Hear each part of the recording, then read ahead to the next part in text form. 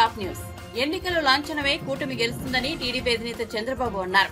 కోనసీమ జిల్లా పి గన్నవరం నియోజకవర్గం అంబాజీపేటలో నిర్వహించిన ప్రజాగళం సభలో జనసేన అధినేత పవన్ కళ్యాణ్ తో కలిసి చంద్రబాబు పాల్గొన్నారు. కూటమి అధికారంలోకి రాగానే తొలి సంతకం మెగా డిఎస్సీ పైనే అని స్పష్టం చేశారు. రాష్ట్రానికి ఇది చాలా కీలక సమయం. 5 ఏళ్ల నరకానికి, సంక్షోభానికి, సమస్యలకు చెక్ పెట్టే సమయం వచ్చిందన్నారు. పవర్ స్టార్ ప్రజానాయకుడు పవన్ కళ్యాణ్ గారు ఇంకో పక్క అమలాపురం పార్లమెంట్ అభ్యర్థిగా పోటీ చేస్తున్నటువంటి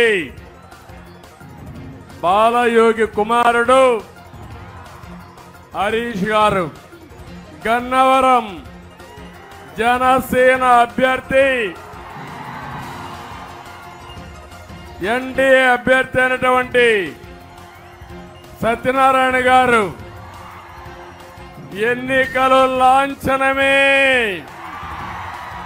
మనమే గెలుస్తున్నాం, సిద్ధం అంటున్న వాళ్ళకి మర్చిపోలేని యుద్ధం ఇద్దామని మిత్రుడు పవన్ కళ్యాణ్ గారు చెప్పారు. దానికి మీరు సిద్ధమా తమ్ముళ్ళు, ఆడబిడ్డలను మిమ్మల్ని అడుగుతున్నా. నాకు చిరకాల మిత్రుడు బాలయోగి గారు, దేశంలోనే స్పీకర్ పదవికి వన్నె తెచ్చిన వ్యక్తి బాలయోగి. బీసీల తలరాత మారుతుంది. 50 సంవత్సరాలకే పెన్షన్ ఇచ్చే బాధ్యత మేము తీసుకుంటామని మీకు హామీ ఇస్తున్నా. బీసీలను ఆర్థికంగా పైకి తీసుకొచ్చే బాధ్యత మాది. 5 సంవత్సరాల పాలనలో మీ జీవితాల్లో మార్పు వచ్చిందా అని అడుగుతున్నా. ఏ వర్గానికైనా న్యాయం జరిగిందా అని మిమ్మల్ని అడుగుతున్నా. కడాన మీరు చూస్తే ఆర్టీసీ రేట్లు పెరిగాయా లేదా? చెత్త మీద కూడా పన్నేసిన చెత్త ముఖ్యమంత్రి, దుర్మార్గుడు ఈ ముఖ్యమంత్రి. ధ్వంస పాలన. సినిమాలు ఏదైనా చూడాలంటే, అందాలు చూపించాలంటే మొట్టమొదటి చూపించేది మా పవన్ కళ్యాణ్ గారితో సహా అందరూ కూడా కోనసీమనే. ప్రజల మధ్య విద్వేషాలు రెచ్చగొట్టినటువంటి దుర్మార్గుడు ఈ జగన్మోహన్ రెడ్డి. ఒక్కడికైనా ఉద్యోగాలు వచ్చాయా? మీకు జాబులు రావాలంటే మా కూటమి రావాలి. అధికారం వస్తానే మొదటి సంతకం మెగా డిఎస్సీ పైనే పెడతాం. ఇసుక దందా, ఇసుక మాఫియా ఇష్టానుసారంగా తయారయ్యే పరిస్థితి వచ్చారు. ఏం తమ్ముళ్ళు, తెలుగుదేశం పార్టీ హయాంలో క్వార్టర్ బాటిల్ ఎంత? 60 రూపాయలు. ఇప్పుడు క్వార్టర్ బాటిల్ ఎంత? 200. ఎవరి జోబులోకి డబ్బులు పోతా ఉందని మిమ్మల్ని అడుగుతున్నా. పవన్ కళ్యాణ్ గారిని మనస్ఫూర్తిగా అభినందిస్తున్నా. ఇద్దరం కలిశాం. నరేంద్ర మోడీ గారి నాయకత్వంలో ఉండే బీజేపీ ముగ్గురం కలిసి వచ్చాం. ఇంకా తిరుగుంటుందా తమ్ముళ్ళు అని మిమ్మల్ని అడుగుతున్నా. నిలబడుకునే దమ్ము జగన్ కుందా అని మిమ్మల్ని అడుగుతున్నా. నిలబడతాడా అని మిమ్మల్ని అడుగుతున్నా. నిలబడనిస్తారా అని మిమ్మల్ని అడుగుతున్నా. గంజాయి బారిన పడి మన యువత చెడుదారిన పడే పరిస్థితి వచ్చారంటే దీనికి కారణం ఈ ప్రభుత్వం అవునా కాదా అని. ఒక దుర్మార్గమైన ప్రభుత్వం నుంచి ప్రజల్ని కాపాడుకోవాలనే ఆలోచనతో 3 జెండాలు వేరు, కానీ మా అజెండా ఒకటి: సంక్షేమం, అభివృద్ధి, ప్రజాస్వామ్య పరిరక్షణ ధ్యేయంగా వచ్చాం. గోదావరి జిల్లాలో ఒక ఎమ్మెల్సీ డ్రైవర్ని చంపేసి డోర్ డెలివరీ చేశాడంటే తమ్ముళ్ళు మీరందరూ ఆలోచించాలి. మళ్ళీ దుర్మార్గులు వస్తే దళితులను చంపి డోర్ డెలివరీ చేస్తారు. ఒక తమాషా ఆడుతున్నాడు. ఎవరైనా పవన్ కళ్యాణ్ గారు మాట్లాడితే ఆయన మీద ఆ కులవాళ్ళని పెట్టి దాడి చేయించడం.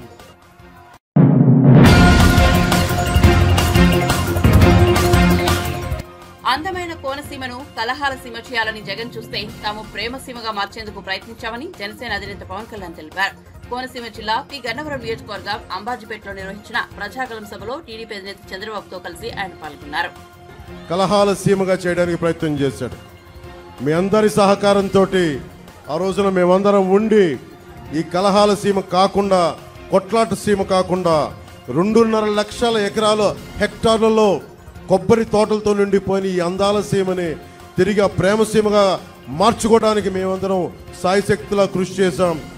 భవిష్యత్తులో కూడా అన్ని కులాల మధ్య శెట్టి బలిజలు కానీ, కాపులు కానీ, మాలలు కానీ, మాదిగలు కానీ, క్షత్రియ సామాజిక వర్గం, వాడ బలిజలు, మత్స్యకారులు, అన్ని బీసీ వర్గాల్లో ఉన్న సంఖ్యాబలం లేని 127 కులాలందరికీ కూడా, ముస్లింలకి, క్రిస్టియన్ మతాన్ని పాటించే ప్రతి ఒక్కరికి కూడా ఇది అందరం అన్యోన్యంగా ఉండాల్సిన సమయం ఇది. 4 దశాబ్దాల రాజకీయ దురంధరుడు మన తాడేపల్లిగూడెం సభలో చెప్పాను, క్లేమోర్ మైన్లు ఆయన వెళ్తున్న బండిని లేపేస్తే కింద పడి చొక్కా దులుపుకొని ఏమాత్రం భయం లేకుండా మళ్ళీ ముందుకెళ్ళి దశాబ్దాల పాటు రాజకీయాన్ని నడిపిన ఒక రాజకీయ దురంధరులు శ్రీ చంద్రబాబు నాయుడు గారు. అలాంటి వ్యక్తి ఈ రోజున మేమందరం కలిసి ఎందుకు వచ్చాం మీ ముందుకంటే, త్రివేణి సంగమం లాగా భారతీయ జనతా పార్టీ, తెలుగుదేశం, జనసేన, ఆంధ్రప్రదేశ్ 5 కోట్ల మంది ప్రజల్ని కాపాడటానికి త్రివేణి సంగమం లాగా మేమందరం కూర్చొని మీ భవిష్యత్తు కోసం అండదండలుగా ఉండాలని చెప్పే ఈ అలయన్స్ని ఏర్పాటు చేశాం. కూటమి రైతు కన్నీరు తొడిచే కూటమి అవుతుంది. అందరూ నాకు ఒక విషయం గుర్తు చేశారు. మా చిట్టెన్ను అడుగుతున్నాడు, ఇస్తున్నానని చెప్పి స్థానిక ఎమ్మెల్యే చిట్టిబాబు గారు కూడా టికెట్ ఇవ్వని వ్యక్తి జగన్. రేపొద్దున వైసీపీ నాయకులు వచ్చి ఎంపీగా కానీ, ఎమ్మెల్యేలుగా కానీ మన కోనసీమలో తిరుగుతున్న ఒకటి అడగండి, ఈ హామీల సంగతి ఏమైందని అడగండి. ఈ రోజుకి ఒక్క పైసా పని చేయలేదు. మీకు ఉద్యోగాలు ఇవ్వని ప్రభుత్వం, ఆడబిడ్డలకి భద్రత లేని ప్రభుత్వం, ధరలని గిట్టుబాటు ధర, రైతాంగానికి గిట్టుబాటు ధర ఇవ్వని ప్రభుత్వం. ఈ ప్రభుత్వం కావాలా లేదా అనేది మీరు ప్రతి ఒక్కరూ ఈరోజు ముందు కాకుండా ఇంటికి వెళ్ళి మీరందరూ ఒక సమాలోచన చేసి మీరు నిర్ణయం తీసుకోండి. నేను పిఠాపురం నుంచే పోటీ చేస్తున్నాను. నేను మీకు అందుబాటులో ఉంటాను. ఆర్థర్ కాటన్ మీకోసం ఎలా పనిచేశాడో మా కూటమిలోని ప్రతి ఒక్కరూ మేము అలా పనిచేస్తాం. దళారీ వ్యవస్థని దోపిడీ చేస్తున్నాం. ఆర్బీకే సెంటర్స్ అండగా ఉంటాయని తెలియజేసుకుంటే, ఆర్బీకే సెంటర్స్ కాకినాడలో ఉండే ఒక మాఫియా డాన్ కుటుంబం దగ్గరికి వెళ్ళిపోయినాయి. ఆ మాఫియా డాన్ ఎవరో తెలుసు మీకు. ఆ మాఫియా డాన్తో మేము పోరాడుతున్నాం. జగన్ పెట్టుకున్న మాఫియా డాన్లని తగిలేసి తరిమేసే వరకు మేము నిద్రపోం. ఖచ్చితంగా వాళ్ళందరినీ పనిష్మెంట్ చేస్తాము. ఖచ్చితంగా చట్టపరంగా వారికి చర్యలు తీసుకుంటాం. వాళ్ళందరికీ మనం కులాలు దాటి, మతాలు దాటి, ప్రాంతాలు, జిల్లాలు స్థాయి దాటి రాజకీయం ప్రయోజనాలు ఆలోచించకపోతే అందరం నష్టపోతాం. ఇందాక పెద్దలు చంద్రబాబు గారు చెప్తున్నట్టుగా, నేను వస్తే నా కులం నాయకుల చేత తిట్టిస్తారు, బీసీ నాయకుల చేత తిట్టిస్తారు, ఎస్సీ నాయకుల చేత తిట్టిస్తారు. అందరూ ఎస్సీ నాయకులు తిట్టట్లా, అందరూ బీసీ నాయకులు తిట్టట్లా, అందరూ కాపు నాయకులు తిట్టట్లా. ఒకళ్ళో ఇద్దరు ఉన్నా నేను కాదంటలా. కానీ ఇవన్నీ నేను ఎందుకు పడుతున్నానంటే, మా అక్క చెల్లెళ్ళు కన్నీళ్లు తుడవటానికి, మా యువతకి ఉపాధి అవకాశాలు రావడానికి. ఎస్సీ నియోజకవర్గాల్లో నేను లండన్లో అంబేద్కర్ భవన్కి వెళ్ళాను. వెళ్తే ఆయన గొప్పగా ఫొటోస్ ఉంటాయి. ఆయన పేరు మీద చంద్రబాబు నాయుడు గారు అంబేద్కర్ విదేశీ విద్యా పథకం చేస్తే, విధానాన్ని తీసుకొస్తే అవి తీసేసి జగనన్న విదేశీ విద్యా పథకం అని చెప్పి దానికి కూడా డబ్బులు ఇవ్వలేదు. మేము రాగానే ఆ పేరు తీసేసి అంబేద్కర్ గారికి గౌరవం ఇచ్చేలాగా, ఆ జై భీమ్ అన్న దానికి గౌరవం ఇచ్చేలాగా అంబేద్కర్ విదేశీ విద్యా పథకాన్ని తిరిగి తీసుకొస్తాం. ముఖ్యంగా పరిశ్రమలు రావాలి ఇక్కడికి. మనకి ఇంత గొప్ప కొబ్బరి ఉంది ఇక్కడ.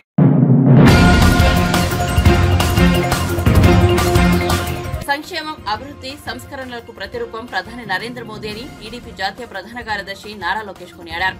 కోయంబత్తూరు ఎంపీ అభ్యర్థి, తమిళనాడు బీజేపీ రాష్ట్ర అధ్యక్షుడు అన్నామలై కుప్పుస్వామికి మద్దతుగా పీలమేడు ప్రాంతంలో తమిళనాడు బీజేపీ ఆధ్వర్యాన నిర్వహించిన బహిరంగ సభలో లోకేష్ పాల్గొన్నారు. ఈ సందర్భంగా లోకేష్ మాట్లాడుతూ, మోదీ అంటే ఆత్మగౌరవం, ఆత్మవిశ్వాసం, మోదీ అంటే ప్రపంచం మెచ్చిన నాయకత్వం అని అభివర్ణించారు. అందుకే మోదీని మేకర్ ఆఫ్ డెవలప్ ఇండియా అని యావత్ ప్రపంచం ప్రశంసిస్తోందని కీర్తించారు.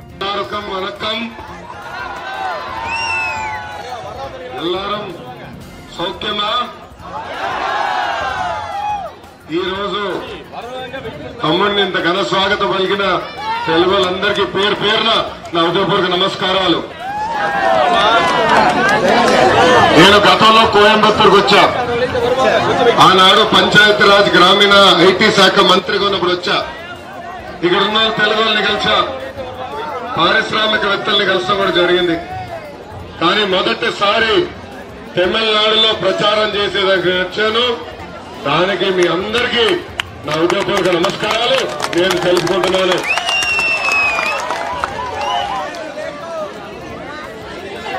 నేను ఇక్కడ ఎందుకు వచ్చానో చాలా స్పష్టంగా చెప్పే ముందల మిమ్మల్ని ఒక ప్రశ్న అడగాలనుకుంటున్నా. ఈ రోజు మీరందరూ ఒక ఉద్యోగం చేస్తున్నారు. ఆ ఉద్యోగానికి రాజీనామా చేసి ప్రజాసేవకు వస్తారా? అలాంటిది ప్రభుత్వ ఉద్యోగం వ్యక్తి, ఒక ఐఏఎస్, ఒక ఐపీఎస్ గా పనిచేసిన వ్యక్తి రాజీనామా చేసి ప్రజల సేవకు వస్తాడా అని అడుగుతున్నా.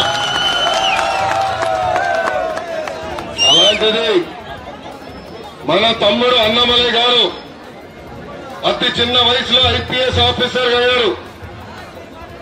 ఐపీఎస్ ఆఫీసర్ వద్దని ప్రజా సేవకి వచ్చిన వ్యక్తి అన్నమలై గారు. కర్ణాటకలో ఆయన సింగం ఐపీఎస్ అని, తమిళనాడులో తమ్ముడు అన్నమలై పీపీఎస్. పీపీఎస్ అంటే ఏంటో తెలుసా? Tamil people service. తమిళ ప్రజలకి సేవ చేసేదానికి వచ్చిన వ్యక్తి. తమిళ ప్రజలంటే నాకు చాలా గౌరవం. మీకున్న పట్టుదల, సంస్కృతిని కాపాడుకునేదానికి ఉన్న పట్టుదలకి నాకు చాలా గౌరవం. మీరు మీ భాష సంస్కృతి కాపాడేదానికి ఆర్నిసలు మీరు పోరాడతారు. దానికి సభాముఖంగా చెప్తున్నా, తమిళ ప్రజలకి నా హ్యాట్స్ ఆఫ్. అన్న బాగా కష్టపడడానికి వచ్చారు. అన్నమలై గారు నాకు ఒక మిత్రులు, శ్రేయోభిలాషు. ఆనాడు బాబు గారు అరెస్ట్ అయినప్పుడు అన్నమలై గారు స్వయంగా నాకు ఫోన్ చేసి చాలా బాధ కూడా వ్యక్తం చేస్తాం జరిగింది. ఒక ఉత్సాహవంతుడు, ఒక యువకుడు, మంచి పని చేసేదానికి వచ్చిన వ్యక్తి అన్నమలై గారు. ఈ మధ్యలో నేను కొన్ని ఆర్టికల్స్ చూసా. అన్న స్పీడ్ కనుక కాంట్రవర్సీ అని పేరు పెట్టారు. అన్నమలై కాంట్రవర్సీ లీడర్ కాదు, క్యాలిబర్ ఉన్న నాయకుడు అని సభాముగా మీకు చెప్తున్నాం. ఆయన తమిళనాడు దశ నిర్దేశం మార్చడానికి వచ్చిన వ్యక్తి. 6 నిమిషాలు ప్రజల కోసం కష్టపడుతున్న వ్యక్తి. ప్రజలకి మెరుగైన సేవలు అందించాలని వచ్చిన వ్యక్తి. మనందరం చూశాం. ఎన్ మక్కలని ఏకంగా పాదయాత్ర చేశారు. ఆ పాదయాత్రలో యువకులు ఎదుర్కొంటున్న సమస్యలు, నిరుపేద కుటుంబాలు ఎదుర్కొంటున్న సమస్యలు, రైతులు ఎదుర్కొంటున్న సమస్యలు తెలుసుకున్న వ్యక్తి. దాంట్లో భాగంగా తమిళ ప్రజల మనసు గెలుచుకున్న వ్యక్తి అన్నమలై గారని ఈ సభాముఖం అందరికీ నేను తెలుస్తున్నా. అన్నమలై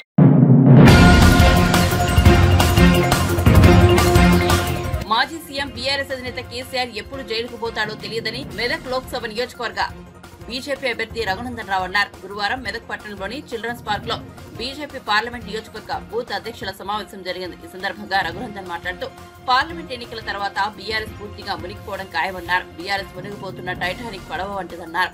మెదక్ పార్లమెంట్ నుంచి తెలంగాణ అన్న వాళ్లకు బీఆర్ఎస్ టికెట్ ఇవ్వలేదని విమర్శించారు. మెదక్ లో తెలంగాణ వాదులు అభ్యర్థులుగా దొరకలేదా అని ప్రశ్నించారు. ఏమొస్తుంది ప్రజల నుంచి స్పందన? ఏ పార్టీ వాళ్ళైనా ఒకటే మాట చెప్తున్నారు, ఈసారి ఓటు ఎటు పడుతుంది? నరేంద్ర మోడీ గారికి ఓటేస్తామని చెప్తున్నారు. ఎవరికి ఓటేస్తారు? ఏ పార్టీ వాళ్ళైనా, కాంగ్రెస్ వాళ్ళైనా, కమ్యూనిస్ట్ వాళ్ళైనా, ఆఖరికి బీఆర్ఎస్ వాళ్ళు కూడా ఏమంటారు? అన్న మా బీఆర్ఎస్ పని అయిపోయింది. బీఆర్ఎస్ అనేది ఓ టైటానిక్ పడవ లాంటిది. పడవకు రంధ్రం పడ్డది, సార్కి అర్థం కాలేదు. 3 ఏళ్ల కింద దుబ్బాకలో రంధ్రం కొట్టినాం టైటానిక్ పడవకి. కొట్టినమా? రెండో రంధ్రం హుజురాబాద్ లో కొట్టినమా?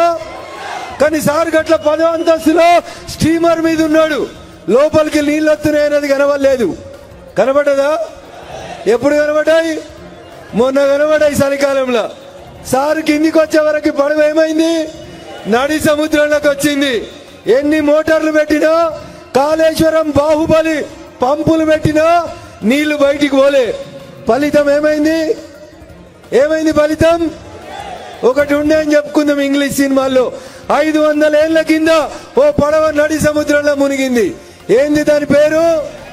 ఏంది దాని పేరు? ఏంది? ఇవాళ తెలంగాణ రాష్ట్ర రాజకీయాల్లో పార్లమెంట్ ఎన్నికల తర్వాత మునిగిపోయే పడవ ఏం పడవ? ఏం పడవ? ఏం పడవ? టిఆర్ఎస్ మునుగుతుందా? టిఆర్ఎస్ బీఆర్ఎస్ అయినప్పుడే దానికి ప్రజలు సిఆర్ఎస్ ఇచ్చిరు, కంపల్సరీ రిటైర్మెంట్ స్కీమ్ ఇచ్చి. సారు చంద్రశేఖర్ రావు గారు నువ్వు పోయి ఫామ్ హౌస్ లో కూర్చో అని చెప్పిర్రా చెప్పలేదా? మెదక్లో ఓడిపోయిరా లేదా? ఓడిపోయిరా లేదా? రేపు మళ్ళీ మెదక్లు ఎవరు గెలుస్తారు? ఎవరు గెలుస్తారు? గెలవాలంటే ఏం చేయాలి? ప్రతి ఇంటికి పోయి దండం పెట్టాలి. అని ఆయన బీఆర్ఎస్ అయినా నేను పోను అనొద్దు అంటారా? అట్లా పోతారా? పోరా? బీఆర్ఎస్ సర్పంచ్లు కూడా మనకు చేస్తామని చెప్తున్నారు. ఎందుకంటే ఒక్కొక్క సర్పంచ్కి వాళ్ళ 5 సంవత్సరాల టెన్యూర్ పూర్తయ్యేసరికి రాష్ట్ర ప్రభుత్వం నుంచి 5 లక్షలు, 10 లక్షలు, 20 లక్షలు బిల్లులు రాక సర్పంచులు ఉపాధి హామీ కూలీలుగా మారిన ఒకే ఒక రాష్ట్రం బంగారు తెలంగాణ అని చెప్పే తెలంగాణ రాష్ట్రం తప్ప ఇంకొకటి కాదు. అందుకని టిఆర్ఎస్ సర్పంచులకు కూడా ఇందాకున్నది. కానీ ఇలా బీఆర్ఎస్ పార్టీ మెదక్ నుంచి ఎవరు పోటీ చేస్తారో మీకు అందరికీ తెలుసు. తెలంగాణ ఉద్యమం పుట్టిన గడ్డ మెదక్ జిల్లా, జై తెలంగాణ అని గట్టిగా మాట్లాడిన గడ్డ సిద్దిపేట గడ్డ. కానీ మెదక్ పార్లమెంట్కి వెళ్ళి టిఆర్ఎస్ పార్టీకి వెళ్ళి పోటీ చేసేందుకు ఒక్కడంటే ఒక్కడు జై తెలంగాణ అన్నాడు. దొరికిండా? దొరికిండా? పక్క జిల్లాకి వెళ్ళి తెచ్చుకోలేదా? తెచ్చుకురా? 610 జీవో అమలు కావాలా వద్దా? కావాలంటే అల్లుడు హరీష్ కి మెదక్ ఏం సంబంధం అని అడగాలా వద్దా? మెదక్ అడగాలా వద్దా? మన మెదక్ అసెంబ్లీ అడిగింది, నేను దత్తత తీసుకుంటా అన్నాడు. నువ్వు దత్తత వద్దు సారు, ఈడిగా సిద్దిపేట నాశనం చేసినావు, నేను మొత్తానికే మెదక్కి వెళ్ళి పంపిస్తాడు మా రఘునందన్ అని చెప్పిర్రు. చెప్పాలా వద్దా? చెప్పాలా వద్దా?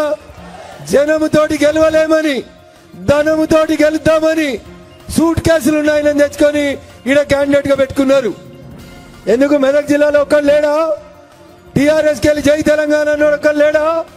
మెదకు కంపల్సరీ గెలుతుందా? గెలిచేది ఉంటే కార్యకర్తకి ఇవ్వాలి కదా, ఇవ్వాలా వద్దా? పైసలు ఉండడానికి ఇచ్చిరంటే అర్థమైంది. గెలుతారనా ఓడిపోతారనా? ఓట్లను కొందామని వస్తున్నాడు హరీష్, కొననిద్దామా?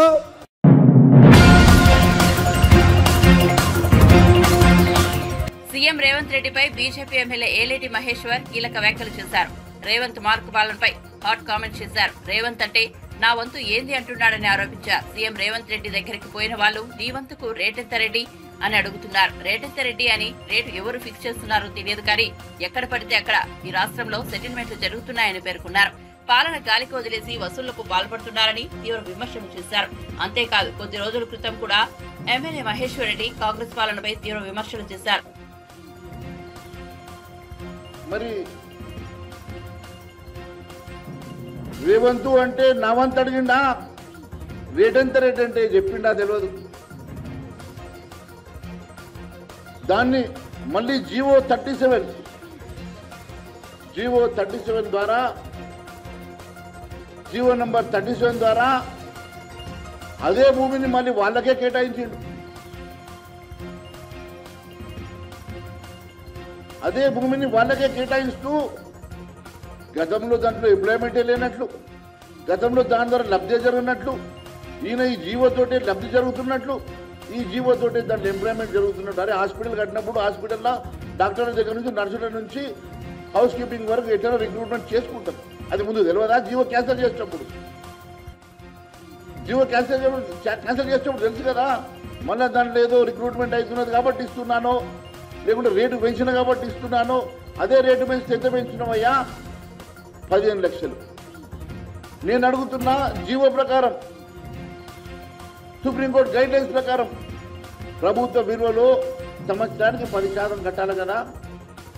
మరి ఆ లెక్కతోటి ఒకవేళ నువ్వు ఇష్యూ చేసిన 505 కోట్ల రూపాయల విలువైనటువంటి భూమికి కనీసం సంవత్సరానికి 50 కోట్ల 5 లక్షల రూపాయలు కట్టాలా ఒక ఎకరాన, ఒక ఈ సంవత్సరాన 50 కోట్ల రూపాయలు అంటే 30 సంవత్సరాలకు 1500 కోట్ల రూపాయలు ప్రభుత్వానికి ఆదాయం వస్తుంది. అసుంటి భూమిని మళ్ళా ఏదో కొంచెం పెంచినట్ల, దాంట్లో ఏదో ఇది చేసినట్ల, ప్రభుత్వానికి లబ్ధి చేసినట్ల జీవోను మళ్ళీ 12వ జీవోను క్యాన్సిల్ చేసి మళ్ళీ జీవో నెంబర్ 37 ఇచ్చి, ఈ జీవో నెంబర్ 37 ద్వారా మళ్ళీ అదే భూమిని అదే పార్థసారథి రెడ్డికి, అదే హెడ్రో డ్రగ్స్ కంపెనీ వాళ్ళకి, అదే వ్యవస్థకి మీరు దారాదత్తం చేయడం వెనుక ఎన్ని కోట్లు జాగున్నాయో దాని వెనుక 300 కోట్ల రూపాయలు నువ్వు తీసుకొని ఢిల్లీకి పంపిన మాట వాస్తవం కాదని అడుగుతున్నా. అవి కాక దాని వెనుక వేరొక సెటిల్మెంట్ కూడా చేసుకున్నట్టు మా దగ్గర ఆధారాలు ఉన్నాయి. దీన్ని ఈ ఢిల్లీకి పంపుతున్నాం కాబట్టి క్యాబినెట్ లో పెట్టి అప్రూవ్ చేపిస్తే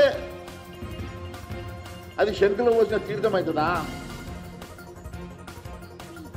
గత ప్రభుత్వం చేసిన అరాచకాన్ని బయట పెడతా అని చెప్పిన నువ్వు గత ప్రభుత్వం చేసిన అరాచకాలను అడ్డం పెట్టుకొని సెటిల్మెంట్లు చేసుకుంటున్న మాట వాస్తవం కాదని అడుగుతున్నా. గత ప్రభుత్వం చేసిన అవినీతిని ఆధారాలతో సహా సేకరించడానికి గల కారణం ఇదేనా అని అడుగుతున్నా. దానికోసమైనా నువ్వు ఈరోజు కాళేశ్వరాన్ని సిబిఐకి ఇస్తావు? దానికోసమైనా కాళేశ్వరం ఆధారాలన్నీ కూడా నీ కాడ పెట్టుకొని రేపు కాంట్రాక్టర్లను, అధికారులను, మళ్ళీ నాయకులను బెదిరించి మళ్ళీ సెటిల్మెంట్ చేసుకోవడం కోసమేనా అని అడుగుతున్నా. దానికోసమైనా ధరణి కోసం ఇప్పటి వరకు ధరణి మీద ఎలాంటి ఎంక్వైరీ చేయకుండా, సిబిఐ కూడా మాట్లాడకుండా కేవలం ధరణిని కూడా ఒక ప్రైవేటు మీ పార్టీ నాయకుల్ని కొంతమందిని కమిటీగా చేసి ఆధారాలు సేకరిస్తున్నది కూడా దీనికోసమైనా అడుగుతున్నా. ఒక చిన్న ఆధారం దొరికితేనే ఇన్ని 100 కోట్ల సెటిల్మెంట్లు జరిగితే రేపు 2 లక్షల కోట్ల రూపాయల ధరణి కుంభకోణంలో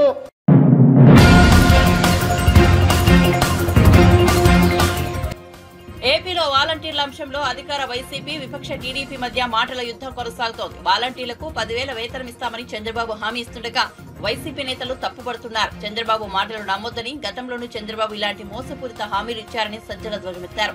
దీనిపై టీడీపీ పొలిట్ బ్యూరో సభ్యుడు వరలరామయ్య స్పందించారు. వాలంటీర్లకు 10,000 ఇస్తామంటే సజ్జలకు ఏంటి నొప్పి అని ప్రశ్నించారు. వాలంటీర్లకు మేలు చేయాలని చంద్రబాబు ఆలోచిస్తున్నారని, అందులో సజ్జల తప్పు పట్టాల్సింది ఏముందని వరలరామయ్య ధ్వజమెత్తారు. వాలంటీర్లను మీరు బానిసల మాదిగా వాడుతున్నారని ఆరోపించారు.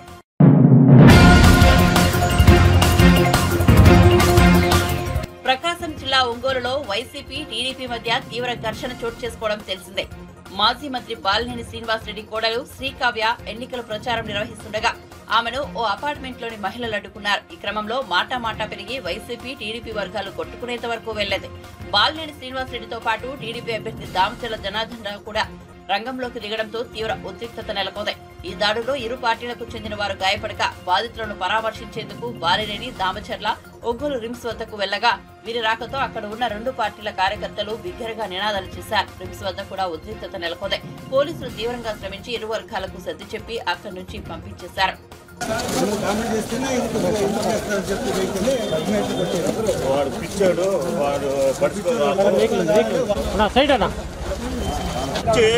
మేనేజింగ్ చేసి ఎంత పడితే అట్లా మాట్లాడి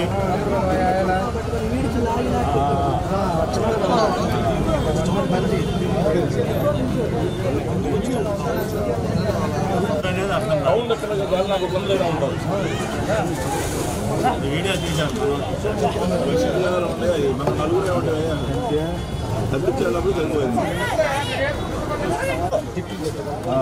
అది అనవసరం కావద్దు.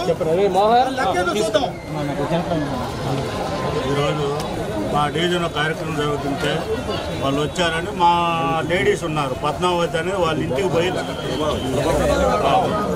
ప్రభావతి అని వాళ్ళని కొడితే గందరగోళంగా చేస్తే మేము పోయి అమ్మ ఏం కాదు నీకేం జరగదని చెప్పి వచ్చి ఇక్కడ కూర్చున్నాం. జనార్దన్ గారికి ఫోన్ చేసి చెప్తే వస్తాం మాట్లాడదాంలే వస్తున్నాను అని చెప్పాడు. పోతే మేము రోడ్డు మీద కూర్చుంటే మేము రోడ్డు మీద ఇక్కడికి వచ్చేవరికి నన్ను మూకుముడిగా 30 మంది వచ్చి భయంకరంగా చేతులతోటి హ్యాండ్ తోటి భయంకరంగా కొట్టి గందరగోళం. రామనాయుడు కొంతమంది అనుసరులు, బాంబుల సాయి అనే ఒక వ్యక్తి, కళ్యాణ్ రెడ్డి, పోతే డిన్నీ రెడ్డి, ఇంకా చాలా 30 మంది దౌర్జన్యంగా వచ్చి ఇక్కడ రోడ్డు మీద ఉంటే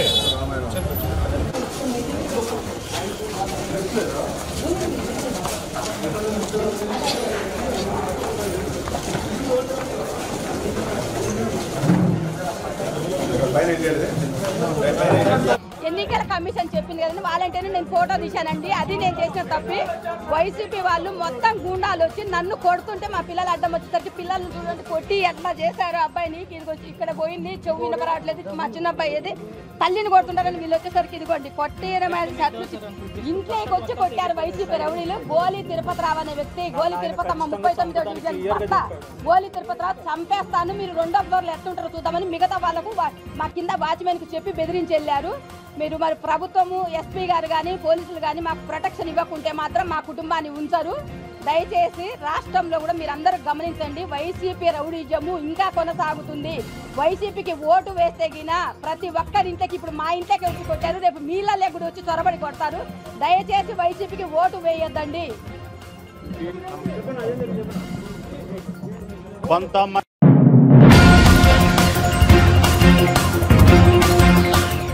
ఖైరతాబాద్ ఎమ్మెల్యే దానం నాగేందర్ పార్టీ మారి నెల రోజులు అవుతున్నప్పటికీ ఇప్పటి వరకు స్పీకర్ ఎలాంటి నిర్ణయాలు తీసుకోలేదని బీఆర్ఎస్ ఎమ్మెల్యే పాడి కౌశిక్ రెడ్డి అన్నారు. గురువారం ఆయన మీడియాతో మాట్లాడుతూ పార్టీ మారిన ఎమ్మెల్యేలపై వెంటనే చర్యలు తీసుకోవాలని డిమాండ్ చేశారు. అసెంబ్లీ ఎన్నికల్లో తమ పార్టీ నుంచి గెలిచిన దానం నాగేందర్, కడియం శ్రీహరి, తెల్లం వెంకట్రావుల డిస్క్వాలిఫికేషన్ తప్పదన్నారు. నాగేందర్ గారి మీదనే మార్చ్ 18 రోజు నేను, నాతో పాటు కాలేరు వెంకటేశ్వర్ గారు, బండారు లక్ష్మారెడ్డి గారు, ముఠగోపాల్ గారు నలుగురం కలిసి స్పీకర్ గారికి దానం నాగేందర్ గారి మీద మార్చ్ 18 రోజు పిటిషన్ ఇవ్వడం జరిగింది. ఇంకొక 4-5 రోజులు అయితే దాదాపు నెల రోజులు అవుతుంది. ఏమీ యాక్షన్ తీసుకోకపోతే నిన్న హైకోర్టులో పిటిషన్ దానం నాగేందర్ గారిని డిస్క్వాలిఫై చేయాలని నిన్న పిటిషన్ వేయడం జరిగింది. ఈ వచ్చే సోమవారం రోజు లిస్ట్ అయి కూడా ఉంది. ఖచ్చితంగా దానం నాగేందర్ గారితో పాటు కడియం శ్రీహరి గారు, వెంకట్రావు గారు డిస్క్వాలిఫై కాక తప్పదు. ఎటు పరిస్థితిలో వీళ్ళని డిస్క్వాలిఫై అవ్వడు ఖాయం. ఇది సుప్రీంకోర్టు ఆర్డర్సే ఉన్నాయి. 3 నెలల లోపల డిసిషన్ తీసుకొని ఎటు పరిస్థితిలో డిస్క్వాలిఫై చేయాలని ఇవాళ సుప్రీంకోర్టు ఆర్డర్సే ఉన్నాయి. ఖచ్చితంగా ఆ జడ్జ్మెంట్ని కూడా మేము అటాచ్ చేసి అన్ని విధాలుగా ఎవిడెన్స్ పెట్టి దానం నాగేందర్ గారు బీఆర్ఎస్ పార్టీ బీఫామ్ మీద ఎమ్మెల్యేగా గెలిచి ఇవాళ అఫీషియల్గా కాంగ్రెస్ పార్టీ సికింద్రాబాద్ ఎంపీ క్యాండిడేట్గా అఫీషియల్గా కాంగ్రెస్ పార్టీ డిక్లేర్ చేసింది. ఇంకా దీనికంటే పెద్ద ఎవిడెన్స్ అవసరం లేదు అని అన్ని ఎవిడెన్స్లు అటాచ్ చేసి ఇవాళ కోర్టులో వేసినాం. ఖచ్చితంగా సోమవారం రోజు మాకు ఫేవరబుల్ జడ్జ్మెంట్ వస్తుందని నేను ఆశిస్తూ ఉన్నాను. ఎందుకంటే ఇది simple, all evidence is there and it is proven. ఎంత బాధాకరమైన విషయం అంటే ఇదే దానం నాగేందర్ గారు కాంగ్రెస్ పార్టీ ఎంపీ క్యాండిడేట్ అయిండు సికింద్రాబాద్ పార్లమెంట్ కానీ మేము అసెంబ్లీకి పోయినాం.